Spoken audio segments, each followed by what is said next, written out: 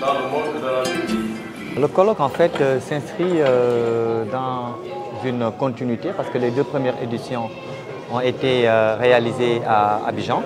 Donc cette troisième édition vise à regrouper les praticiens, les membres de l'écosystème entrepreneurial, les enseignants-chercheurs pour réfléchir sur une thématique. Et cette année-ci, la thématique qui est retenue, c'est renforcer l'entrepreneuriat inclusif. Le choix de ce thème, en fait, il résulte du fait que nous avons constaté que aussi bien les jeunes ou les femmes sont parfois discriminés en termes d'entrepreneuriat dans tous les pays au monde.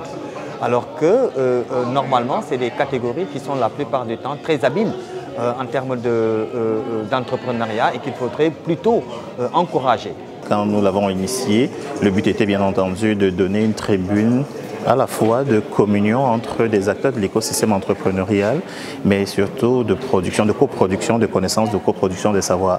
L'idée, bien sûr, c'était de mettre ensemble des entrepreneurs, mais aussi tous les autres acteurs de l'écosystème entrepreneurial. Donc des entrepreneurs, des accompagnateurs, des structures d'appui, des structures de soutien, des institutions financières, des décideurs publics, mais aussi à côté des universitaires qui ont l'habitude de pencher sur ces questions, qui ont l'habitude de mener des études empiriques sur ces travaux-là, de manière à ce que tous ces groupes-là puissent se parler et qu'on sorte de là avec des solutions concrètes pour l'accompagnement de l'entrepreneuriat. Chaque année, il y a 10 000 entreprises qui sont créées au Québec.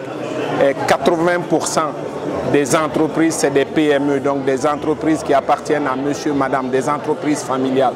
Donc on a un vécu, on a une expérience qu'on doit vraiment partager. Et dans ce sens-là, ce type de projet, qu'on le veuille ou pas, nous interpelle. Et ça nous interpelle aussi dans le sens où c'est un projet qui est initié par des Québécois qui ont décidé de s'intéresser à l'Afrique. Et l'expérience du Québec, je pense, mis à la disposition de l'écosystème entrepreneurial de l'Afrique, en particulier du Sénégal, est quelque chose qui nous tient beaucoup à cœur. L'un des éléments les plus importants en termes d'entrepreneuriat, c'est qu'il ne faut exclure personne.